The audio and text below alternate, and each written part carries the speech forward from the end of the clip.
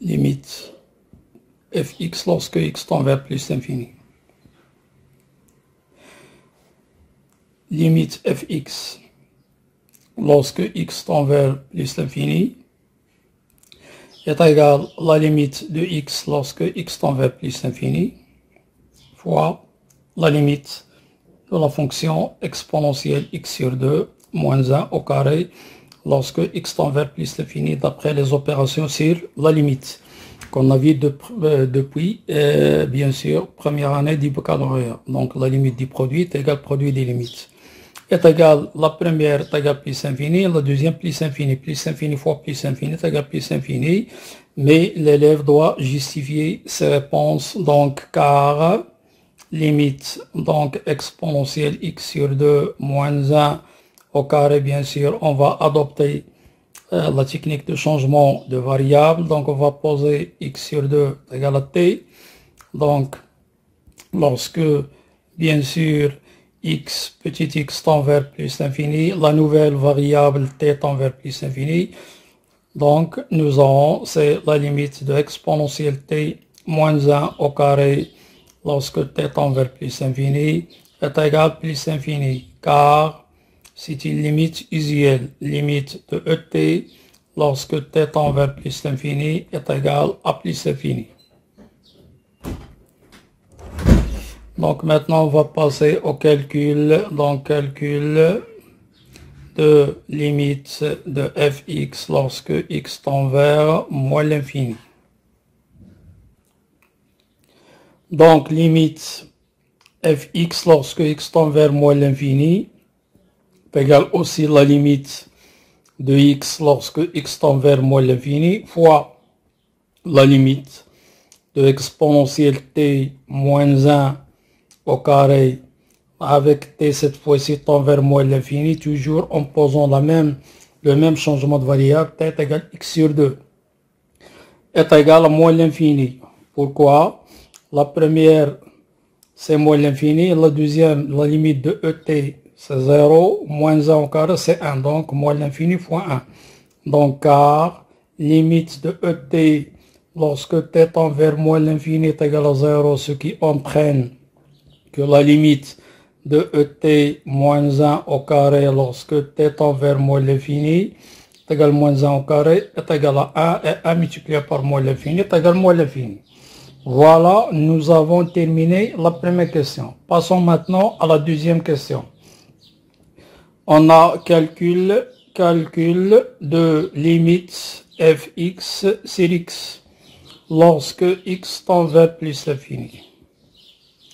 Lorsque x tend vers plus l'infini, bien sûr, on a fx sur x est égal x fois exponentielle x sur 2 moins 1 au carré le tout sur x, on simplifie par x et on trouve facilement donc limite de fx sur x lorsque x tend vers plus l'infini est égal à la limite, on va adopter la même technique, le même changement de variable, et moins 1 au carré lorsque t tend vers plus l'infini, déjà calculé, est égal à plus l'infini. Donc maintenant on va passer à l'interprétation géométrique. Interprétation géométrique. Interprétation géométrique. Géométrique de limite fx sur x lorsque x tend vers plus l'infini est égal à plus l'infini. Bien sûr, l'interprétation géométrique, cela implique que la courbe C admet une branche parabolique. Une branche parabolique, ou bien direction asymptotique, deux directions, l'axe OY, c'est-à-dire l'axe des ordonnées au voisinage de plus l'infini. Passons maintenant à la troisième question. Troisième question, petit a. Donc, prouver que delta, qui n'est rien d'autre que la première bisectrice du repère, est une asymptote oblique à la courbe C au voisinage du moelle infini. On a deux méthodes. On a la méthode classique de calculer les deux limites, limite fx sur x. On va trouver A et calculer les limites de fx moins ax, toujours lorsque x tend vers moins l'infini. Cette méthode classique est un peu longue. On va utiliser l'autre qui est plus facile. Donc il suffit de vérifier que la limite de fx moins l'équation cartésienne tend vers 0 lorsque x tend vers moins l'infini. Autrement dit, donc il suffit de calculer, donc montrons que delta, l'équation cartésienne y égale à x, est une asymptote oblique à la courbe C, bien sûr au voisinage de moins l'infini. Donc on va choisir cette deuxième méthode. Il suffit de prouver que limite de fx moins x lorsque x tend vers moins l'infini, évidemment, est nul, égal à 0. C'est la plus rapide. Or, on a f de x, s'écrit x, et on va développer exponentielle x sur 2 moins 1 au carré, donc c'est exponentielle x sur 2 au carré, moins 2 exponentielle x sur 2, plus 1, en utilisant l'identité remarquable. Donc, égal x exponentielle x sur 2 au carré, c'est exponentielle x sur 2 fois 2, donc c'est exponentielle x. Donc, égal moins 2x exponentielle x sur 2, plus x. Et maintenant, on fait passer x à l'autre côté, gauche bien sûr, donc, et nous aurons fx moins x est égal x moins, et là on va multiplier par 2, diviser par 2, moins 4 fois x sur 2, pour nous préparer au changement de variable. Et maintenant, une fois que nous disposons de la différence, donc on passe aux limites. Donc, limite de fx moins x lorsque x tend vers moins l'infini est égal à la limite de x exponentielle x lorsque x tend vers moins l'infini. C'est une limite usuelle, c'est nul. Et là, on va adopter, bien sûr, la technique de changement de variable en posant bien sûr le même changement de variable. T est égal x sur 2. Donc, t égale moins 4, limite t exponentielle t tend vers moins l'infini. Aussi, t égale à 0, moins 4 fois 0. Donc, est égal à 0. Donc, ici, on rappelle au correcteur que la limite de x au voisinage de moins l'infini, c'est une limite usuelle, est égale à 0. Donc, voilà, une fois on a trouvé que la limite de la différence est égale à 0, donc cela prouve que delta, l'équation cartésienne y égale à x, qu'on appelle souvent par la première bisectrice du repère, est une asymptote oblique, que je vais écrire en abrégé AO, à la courbe C au voisinage de moins l'infini. Voilà, donc on va déduire la position relative. Donc, petit b, étudier le signe. Donc, petit b, signe de fx moins x, bien sûr sur R, pour nous préparer aux positions relatives de C, bien sûr de C et de delta. Or, fx moins x, à quoi est égal? Est égal x exponentielle x. Donc, d'après la définition, moins 2x exponentielle x sur 2. Il suffit de factoriser, puisque donc, on va factoriser par x, puisque x, je peux l'écrire x sur 2, donc au carré, moins 2x exponentielle x sur 2, donc on a un facteur commun qui est x exponentielle x sur 2, il nous reste exponentielle x sur 2, moins 2. Donc, le signe de fx moins x est celui de x fois. Donc le signe de fx moins x est celui de x fois exponentielle x sur 2 moins 2. Pourquoi? Car on sait que l'exponentielle est une fonction strictement positive, quel que soit x appartient à elle. Donc c'est pour cela donc on va étudier le signe de exponentielle x sur 2 moins 2. Bien sûr, le signe sera étudié de façon correcte, donc en utilisant la méthode des équivalences successives. Donc on a quand est-ce qu'exponentielle x sur 2 moins 2 est positive, si et seulement si exponentielle x sur 2 supérieur ou égal à 2, or ln est une fonction croissante. Donc on va entrer le ln, donc x sur 2 sera supérieur ou égal à ln2. On va multiplier les deux membres par 2 et c'est ainsi qu'on va obtenir 2 fois ln2, qui n'est rien d'autre que ln2 au carré qui est ln4. Donc voilà le tableau de signe final. Donc le x, donc on a moins l'infini, le 0, le ln4 et le plus l'infini. Le x va s'annuler en 0. Donc à droite du 0 plus moins. Par contre, d'après la méthode qu'on vient de faire des équivalences successives, exponentielle x sur 2 moins 2. Donc il s'annule en ln4, à droite sera positive et à gauche moins. Donc c'est ainsi donc qu'on va déterminer le signe du produit. Donc le signe de x fois exponentielle x sur 2 moins 2. Et là, bien sûr, on va déduire aussi la position relative. Donc position relative, ici position relative de C et delta.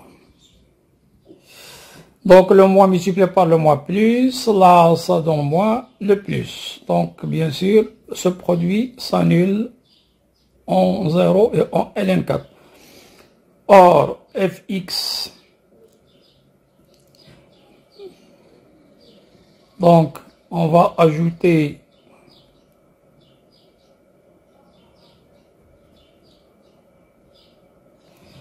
donc ici le signe de fx moins x, et pour que ceci soit clair, et la position de C et delta, bien sûr dans le plan. Donc fx, puisque fx moins x a le même signe que ce produit, donc sera plus, moins, plus. Ici, fx moins x s'annule aussi en 0 et en ln4. Et ça, c'est très important, on aura besoin. Donc, puisque fx moins x positive, donc C est au-dessus, de delta sur cet intervalle, là C est au-dessous, de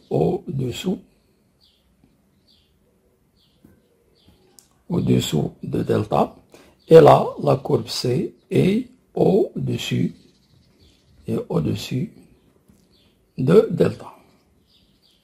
Donc voilà, on a terminé cette question qu'on a bien détaillée. On va passer à la question quatrièmement, calcul de la dérivée petit a. Calcul de la dérivée.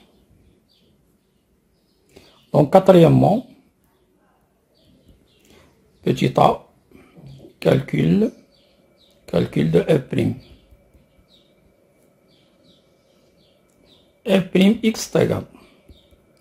F'x donc est égal x' fois exponentielle x sur 2 moins 1 au carré plus x fois exponentielle x sur 2 moins 1 au carré, le tout prime. X' est égal à 1, donc nous aurons exponentielle x sur 2 moins 1 au carré plus x. Et là, on va utiliser l'expression de la dérivée de g à la puissance n. Donc, c'est fois 2 fois exponentielle x sur 2 moins 1 à la puissance de moins 1 fois la dérivée de exponentielle x sur 2 est égal toujours x sur 2 moins 1 au carré plus 2x fois exponentielle x sur 2 moins 1 et la dérivée de moins 1 est égale à 0, la dérivée de x sur 2, donc exponentielle x sur 2, c'est x sur 2 prime exponentielle x sur 2. Donc toujours est égal à exponentielle x sur 2 moins 1 au carré, plus la dérivée de x sur 2 c'est 1 demi, le 2 va se simplifier avec le 2, il nous reste x fois exponentielle x sur 2, exponentielle x sur 2 moins 1. Donc voilà le résultat final.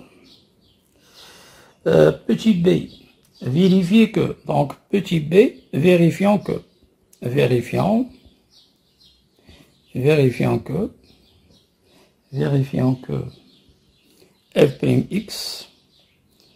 vérifiant que le produit est positif.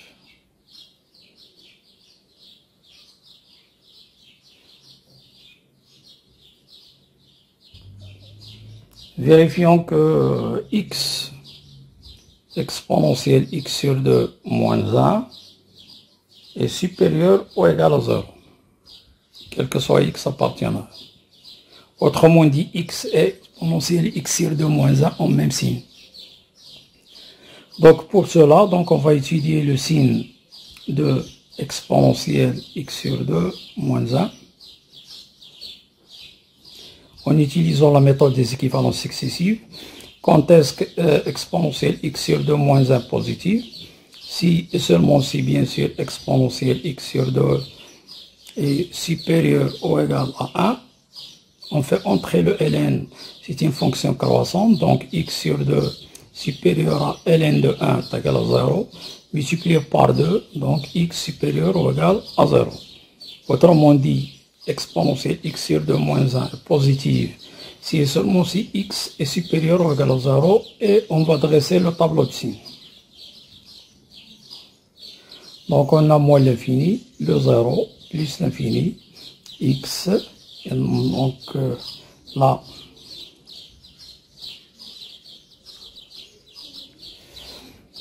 donc c'est le x, s'annule, donc à droite plus, moins, et là on a le nombre qu'on a étudié, le signe, en utilisant la méthode des équivalences successives, sera positif si x supérieur ou égal à 0, et sera négatif sinon.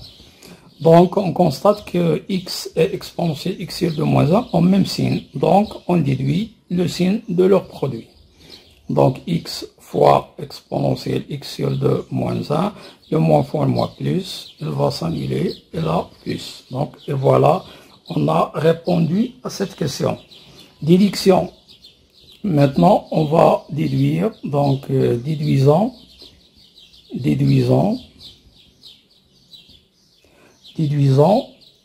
le signe de f' sur R.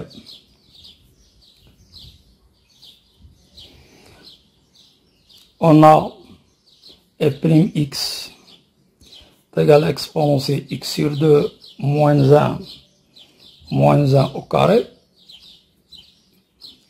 plus x exponentielle x sur 2 fois exponentielle x sur 2 moins 1.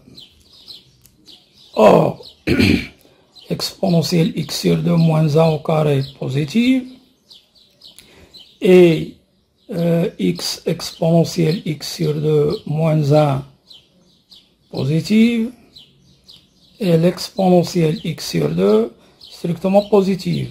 Donc, f'x supérieur ou égal à 0 car c'est la somme de deux nombres positifs. De deux nombres positifs. Donc, f est strictement croissante et strictement croissante sur L.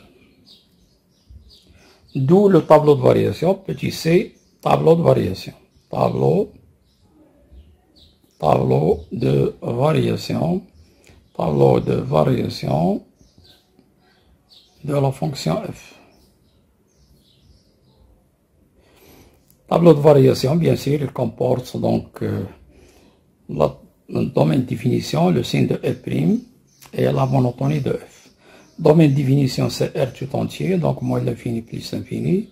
On a x, f' x est toujours positif, donc c'est plus. Et là, f les x. La monotonie. Il ne faut pas oublier les limites qu'on a trouvées, donc moins l'infini plus l'infini.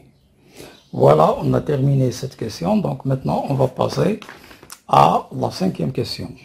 Cinquième question.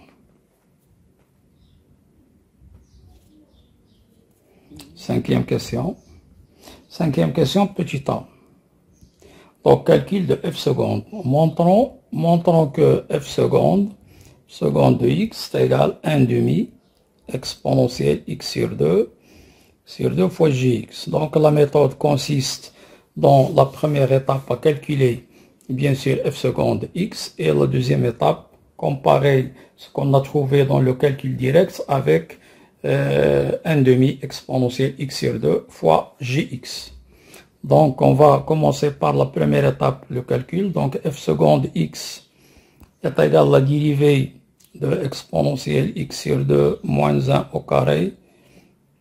Donc, prime, plus la dérivée, donc, de x, de exponentielle x sur 2. Donc, on va l'entrer dans, on va développer pour alléger le calcul. Donc, on va faire entrer l'exponentielle x sur 2 à l'intérieur des parenthèses. Donc, exponentielle x sur 2 fois exponentielle x sur 2, c'est exponentielle x. Et moins 1 fois exponentielle, donc c'est moins exponentielle x sur 2. Donc, prime.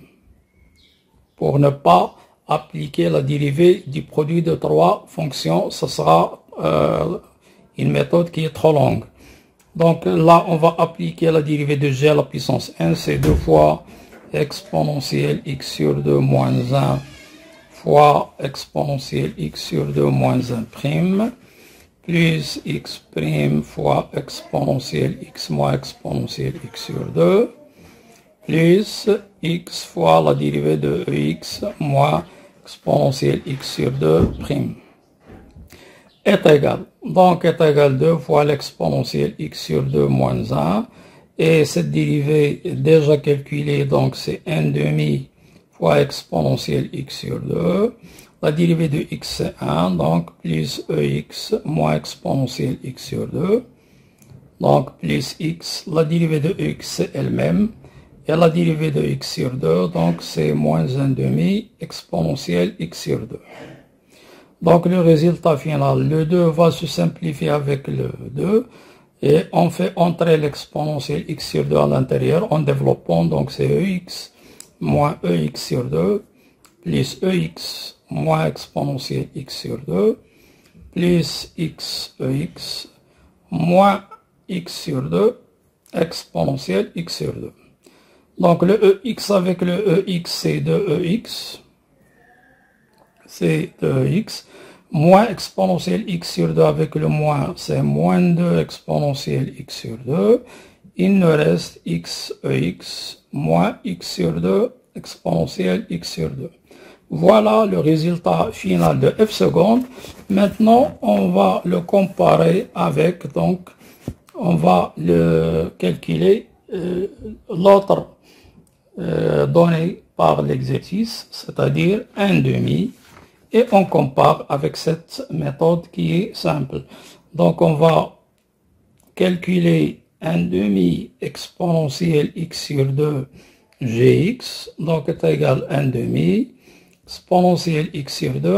On va remplacer gx par sa valeur, 2x plus 4 exponentielle x sur 2 moins x moins 4. est égal. Donc, la première fois, on fait entrer l'exponentielle à l'intérieur. Donc, ça nous donne donc 2x plus 4. Exponentielle x sur 2 fois exponentielle x sur 2, c'est exponentielle x. Moins x exponentielle x sur 2, moins 4 exponentielle x sur 2. La deuxième étape, on fait entrer le 1/2 à l'intérieur. Donc 1/2 sur 2x sur 2, donc c'est x. Et 1/2 sur 4, c'est plus 2. Facteur de exponentielle x, moins x sur 2, exponentielle x sur 2. Et moins 4, moins 2, exponentielle x sur 2.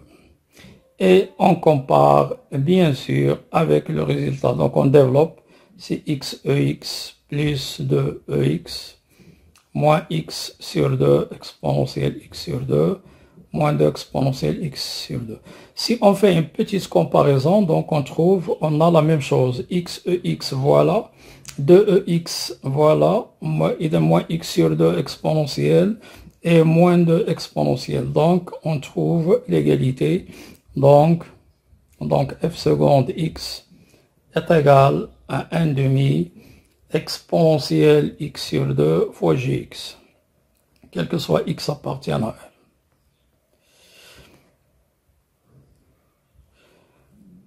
Maintenant, on va passer, bien sûr, petit b. Donc, en se basant sur la courbe représentative de la fonction g, on va déduire le signe de g. Donc, petit b. Cinquièmement, petit b. On sait d'après, bien sûr, le cours de généralité sur les fonctions qu'on a vu aux premières années baccalauréat, dans le chapitre la comparaison de nos fonctions, si la courbe d'une fonction est au-dessus de l'axe des abscisses, alors elle est positive sur cet intervalle. Et si sur un intervalle, sa courbe est au-dessous de l'axe des abscisses, alors elle est négative sur cet intervalle. Ce qu'on va bien sûr constater d'après en utilisant la courbe représentative CG. Donc, signe de Gx.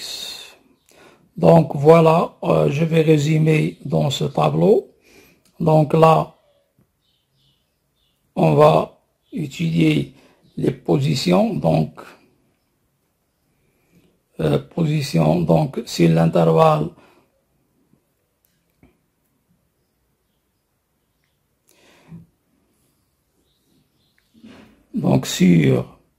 sur l'intervalle moins l'infini alpha, sur l'intervalle moins l'infini alpha, on a CG et au-dessus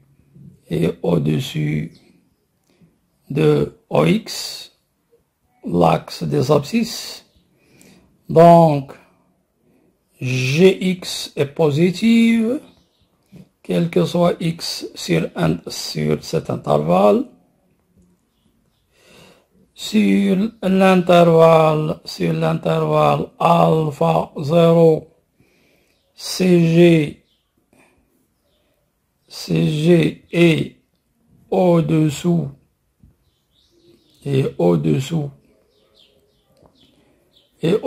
de OX, ce qui implique que Gx est négative, quel que soit x dans le segment alpha 0. Il nous reste, bien sûr, sur 0 plus l'infini. On constate que CG est au-dessus,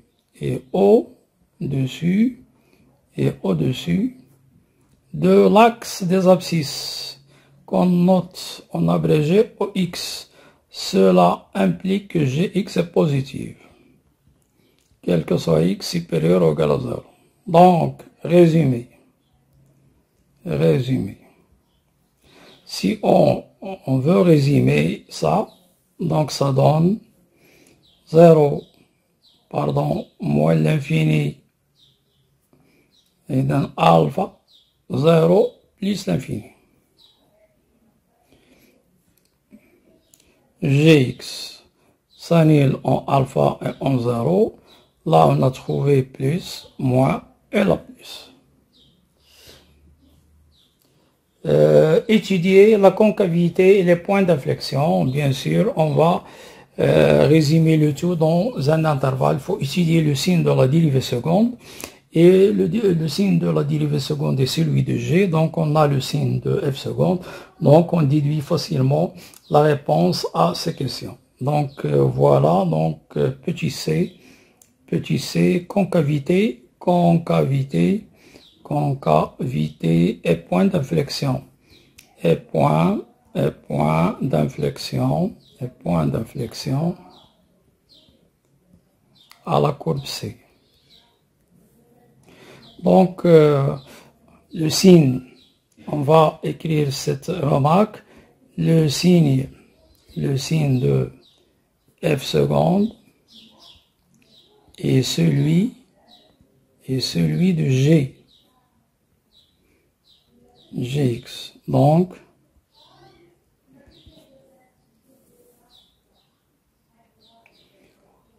on a F seconde x moins l'infini, alpha 0 plus infini. Plus, moins, plus. Et là, bien sûr, on va déduire la concavité. Concavité de la courbe.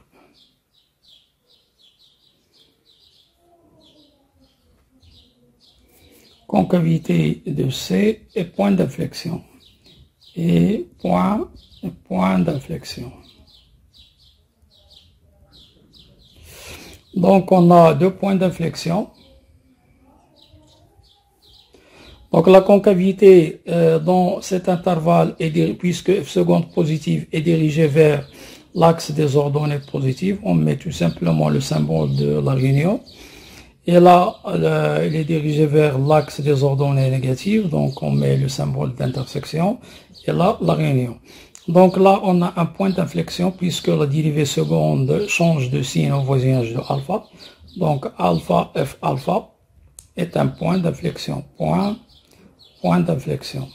D'inflexion de la courbe C. Là aussi, O de coordonnées 0, 0 est un point d'inflexion. Donc voilà, on a résumé le tout dans cet intervalle. Il nous reste maintenant à passer à la construction. Donc, sixièmement, construisons C et delta.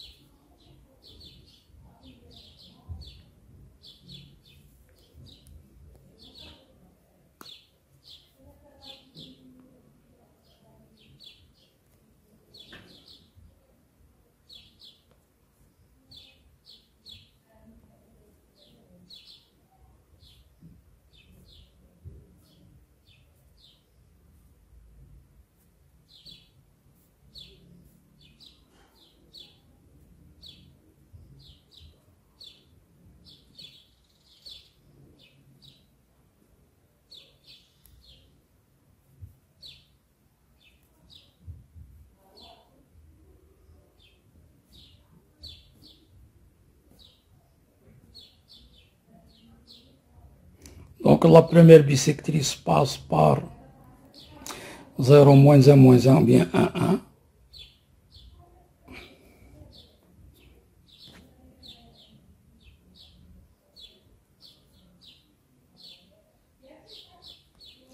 Y égale à X. Bien sûr, donc on va bien sûr préciser les points d'inflexion. Donc alpha F alpha moins 4,5, moins 1, moins 2, moins 3, moins 4. Donc voilà alpha. Et son image, c'est moins 3,5, moins 1, moins 2, moins 3,5.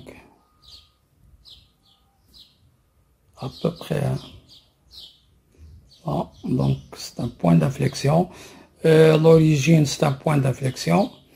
Et on a la position de la courbe par rapport à delta, bien sûr, delta d'équation y est égal à x.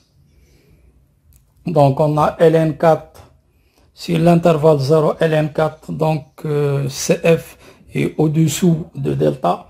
Or, ln4, c'est 1,4, donc 1,4. Voilà, ln4.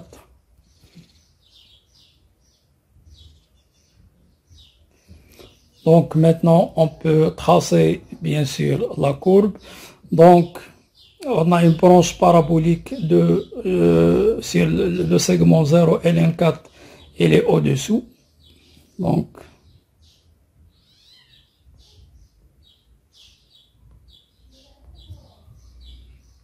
on a une branche parabolique. Donc, regardez bien que la courbe est au-dessous sur le segment 0, ln4. Et bien sûr, là, on a un point, donc changement de concavité. Donc, on va passer, changer la concavité, passer par le point, l'autre point d'inflexion.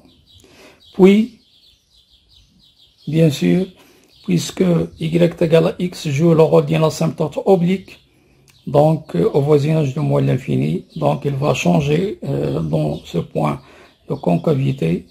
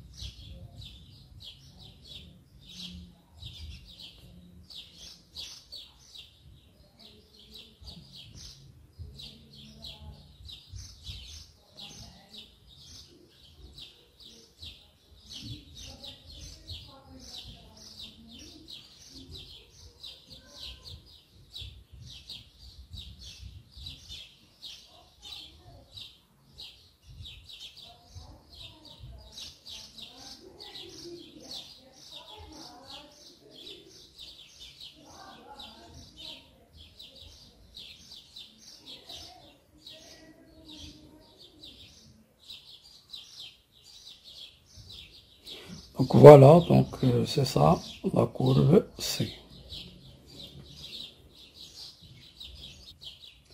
Donc on va passer à septièmement. Septièmement, petit a. Donc on a F continu.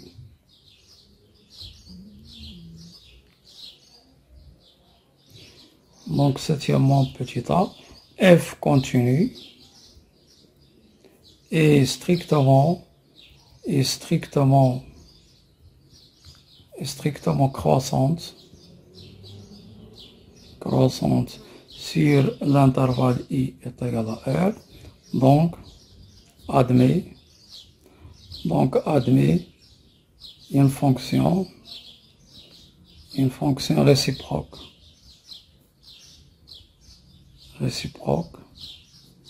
f-1 définie sur l'intervalle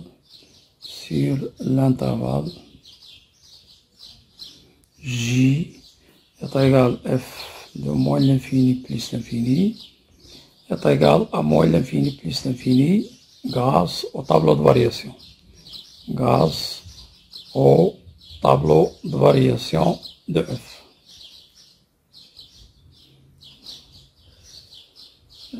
Deuxième question. Petit b, calcul de. On a f ln4 est égal à ln4 d'après bien sûr une question précédente. Donc car les solutions de fx moins x est égal à 0 sont bien sûr 0 et ln4,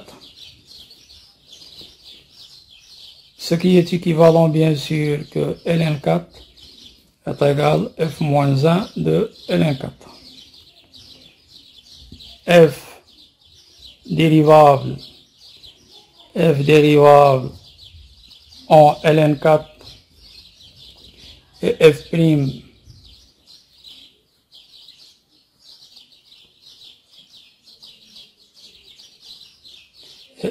de ln4 différent de 0, car f' de ln4 est égal. Donc on va remplacer bien sûr,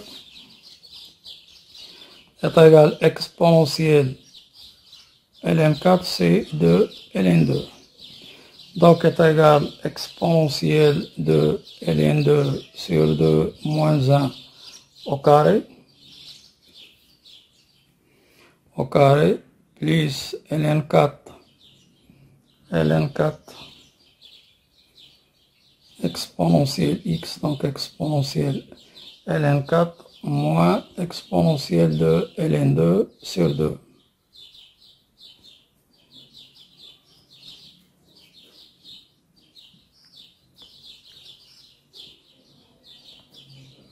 Est égal, donc là, ln exponentielle, donc on va simplifier, exponentielle ln2 c'est 2, 2 moins 1 c'est 1, donc c'est 1, plus ln4, et là nous trouvons 4, moins, on simplifie de même ici, moins 2, et on trouve donc 1 plus 2 ln4. Donc, f moins 1 est dérivable en ln4 et on a, d'après une formule vue dans le cours, la dérivée de la fonction réciproque, le nombre dérivé de la fonction réciproque au point ln4 est égal exactement 1 sur f' au point f moins 1 de ln4. Donc est égal 1 sur f' de ln4 et bien sûr f' ln4 c'est 1 plus 2, donc c'est 1 plus 2 ln4, qui peut s'écrire aussi 1 plus 4 ln2. Donc voilà, on a terminé cette question, donc on va attaquer bien sûr la dernière question qui concerne les suites. Donc huitièmement, petit a, donc on va adopter un raisonnement par récurrence. Donc, on va commencer par la vérification. Donc, I0 est égal à 1 est inférieur à ln4 est strictement positif, donc vrai. Supposons que la proposition est vraie pour L, c'est-à-dire UN est strictement compris entre ln4 et 0, et montrons que la proposition reste vraie pour UN plus 1, autrement dit, montrons que UN plus 1 est inférieur à ln4, 0. Donc on va partir de l'hypothèse de récurrence.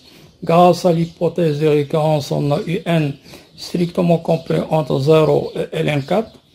Donc f est strictement croissant, donc on fait entrer la fonction f, donc f0, strictement inférieur à fun, strictement inférieur à f ln4. Or, f0 est égal à 0, fun c'est un plus 1, et fln4 c'est ln4. Donc, voilà, on vient de démontrer que un plus 1 est lui aussi strictement compris entre 0 et ln4. Donc, la conclusion, donc quel que soit n appartient à n, tous les termes de la suite sont strictement compris entre ln4 et 0. Et ce résultat, on peut l'écrire aussi sous la forme UN appartient à l'intervalle ouvert 0 ln4. Il va nous servir, nous aider pour la question suivante. Petit b, montrer que la suite décroissante. Donc, on a quel que soit x dans le 0 ln4, on a vu dans la question de la position relative de CF et delta que fx est inférieur ou égal à x. Or, tous les termes bien sûr de la suite sont aussi dans l'intervalle 0 et ln4.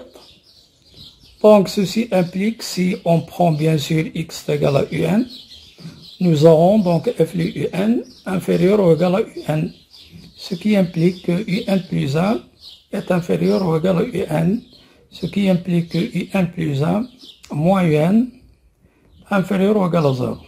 Donc, un est décroissante. un est décroissante.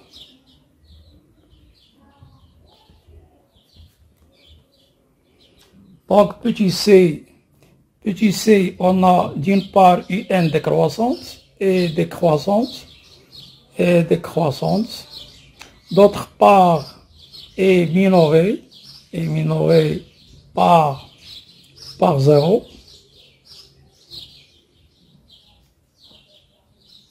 Et minorée par 0. Donc un est convergente. Donc un est convergente. C'est-à-dire, elle a une limite finie. Donc, petit d, calcul de la limite. On a un est de type, c'est une suite récurrente de type, et 0 appartient à i, et 1 plus 1 est égal à f un, avec i bien sûr, c'est le segment 0 et ln4, f continue sur i, et fi inclus dans i, et un convergente, donc sa limite est un point fixe, autrement dit, est solution de l'équation fx égale à x.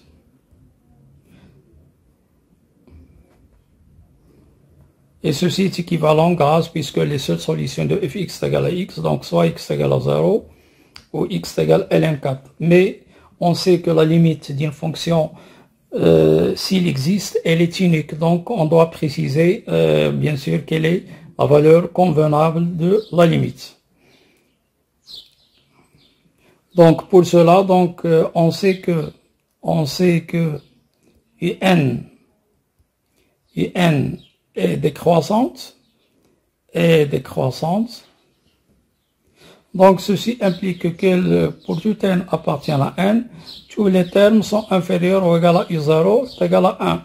On va passer à la limite, donc la limite de un doit être aussi inférieure ou égal à 1. Et comme ln4 n'est pas inférieur, donc il sera bien sûr exclu. Donc la limite de un sera égale à 0. Pourquoi?